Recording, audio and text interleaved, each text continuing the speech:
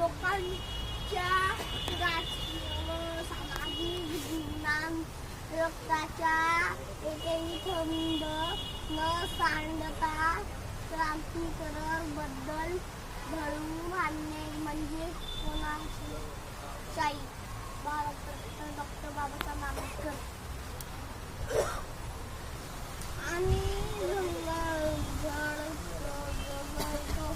आहे ती इज्जती करतात त्यासाठी वाटेल तो त्याग करण्याची आमची तयारी आहे. भारतरत्न डॉक्टर बाबासाहेब आंबेडकर.